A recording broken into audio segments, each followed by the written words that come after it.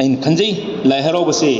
it is a mirror through which can see about Manipuri culture. ꯑꯩꯈꯣꯏꯒꯤ culture ꯑꯩꯈꯣꯏꯒꯤ ꯅꯥꯠꯄꯨ ꯑꯩꯈꯣꯏꯒꯤ ꯌꯦꯡꯕ ꯌꯥꯔꯤꯕ ꯎꯔꯤꯕ ꯋꯤꯟꯗꯣ ꯑꯣꯏꯔꯤꯕ ꯑꯃꯅꯤ ꯍꯥꯏꯅ ꯑꯩꯅ ꯂꯧꯖꯩ ꯏꯀꯨꯏ ꯀꯨꯏꯗꯅ ꯑꯩꯈꯣꯏꯒꯤ आर्ट एंड कल्चर की डिप्यूटी डायरेक्टर सुलिंगसिन आई उजरमी आर्ट एंड कल्चर की डिप्यूटी डायरेक्टर अमसुंग कमिश्नर अमदी लमदम सिगी तोंगान तोंगान बा अमाइबा अमाइबी अमदी अखोई तोंगान तोंगाबा मफम सिंगसिगी लाई हरावबगा मरी लेनबा उत्रा संगदिंगी बो ओइरे लाइनदौ सनामगी बो ओइरे फयेंगदगी ओइरे कौतुक्ति ओइरे मयाम सिंगसिन पुनसिलगा मणिपुर की लाई हरावबसे मसे मसी यामना टॉप टॉप मसक अमनी मसे इंटेंजिबल हेरिटेज दा इंटेंजिबल कल्चरल हेरिटेज दा चंगदबनी हाइना इकुई कुइदना ngasi hafta amki mamangda aina khanbada tare tangkuma pangya doida ama art and culture na tawraga madu thaki makhabudi chatharkini adna kramai tawgi hai matamsa yamna samlakna thamjarabada aikoi lai harawasi aina sum thingnajarubada masi akoi gi sidi kai no hai matamsida atai kenoda leitaba akoi lei leibudi leiramba yai ko adu aina thingnajadabi wani aina paaba watpa thijinbu watpa no oirambasu yai aina khangjabu phawdedi asigumba lai haraubui kenose masi top topa aikoi lai harauba haraga mai tongan tongama magi lamgi adi kakjingi moran tongan tongama magi leijarbasu whole concept ta adi miyengdadi adu yam khenadaba aduga magi manungjo ba haitare nungi wahanto haitare waklon haitare masdedi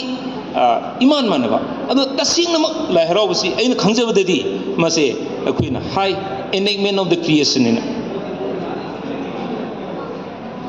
masi akoigidi masdi education yawi lai haraubasi sa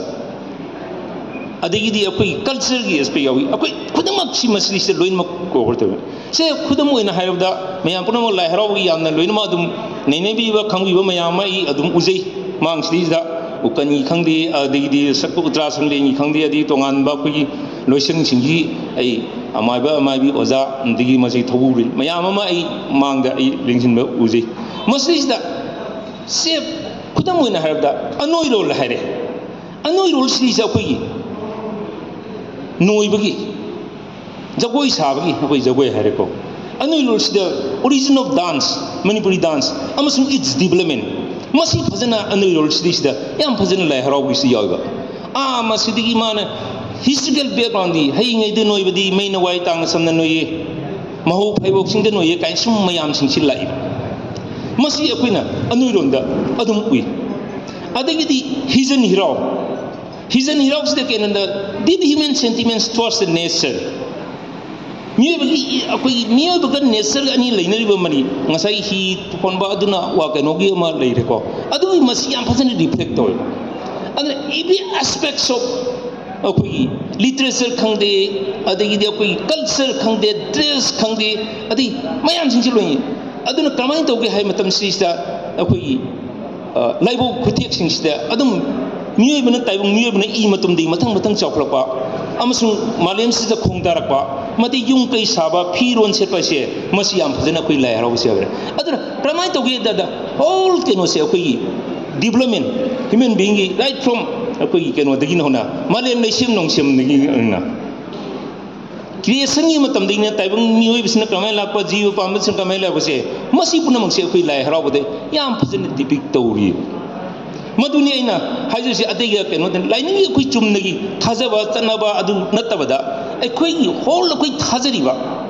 masi keno sidisi yaw koi lai harau si yawriba adegi di akoina amuk kaidau gadagi hai matam sidisi da lai harau wi chatle sat matam sida keno sidisi da anamato ko pahare khudam moina haijabi wani ko ozai masi lalasu mayam na ngapini aina keno tawsi masida yawri kari yaw masida laiba masigi keno sidisda ke yoige menge yaiga thori lang